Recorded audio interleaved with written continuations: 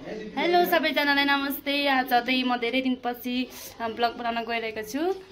आज चाहिँ सन्डे, आज धेरै दिन पछि हामी बाहिर जाँदैछौँ र बिना प्लानिङको एक्कासी सबैजना मिलेर आज चाहिँ खोलातिर रमाइलो गर्न जाऊँ भन्ने प्लान भएको छ। हतार नै म चाहिँ रेडी भइसकेँ। आइनको बाबा पनि रेडी हुनुभयो। आइनको बाबा चाहिँ यहाँ पुरा अन्डा गर्ने हुन्छ, अन्डा आलुदम अनि चटपटे सामान रेडी भइसक्यो। आइन रेडी हुने हैन? आइन नाम लगाऊ जाम पापा खाने हो पापा खाने ल प्लिज थ्यांक यू भन खाने हो पापा। हेलो रेडी बाय यस यस भन। हामी चाहिँ खोलाको किनारामा आइपुगिसक्यौँ।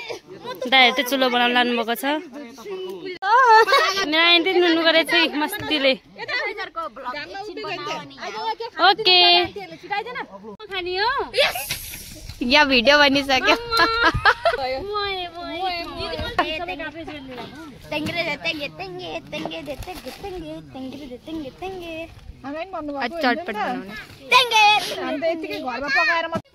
आगो सल्काउनु लाग्छ यहाँ चाहिँ।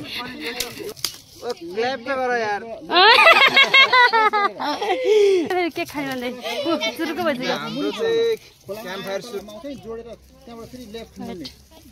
सबै हराइसक्यो।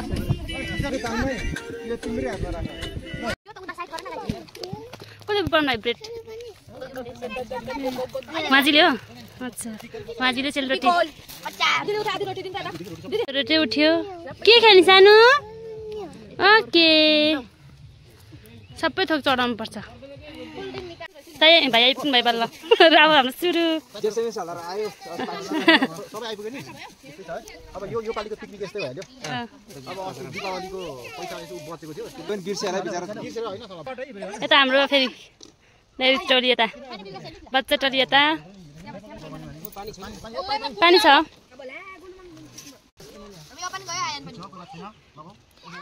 लास्टमा आउनु भएको बहिनी फर्स्टमा रे।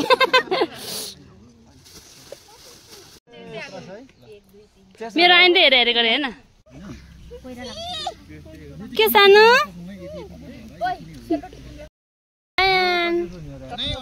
सेलरोटी। यो चाहिँ कोइरालाको अचार है, सुकाएर राखेको। के भयो? कति जुस मात्र खाने हो तिमी?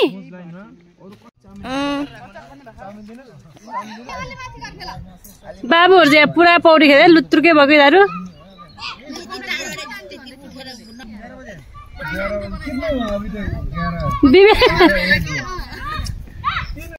ढुङ्गा नाइन ए आमा हो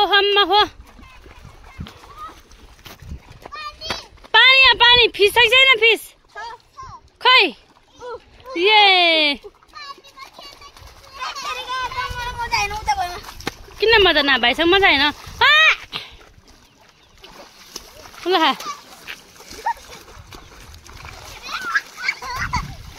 गुड हो यसै गर्ने हो। ओ धेरै भयो। ढुङ्गा नानाइन बिस्तारै बिथोरे पानीले भाइ रातिन्छ नि। आइन्छ आयन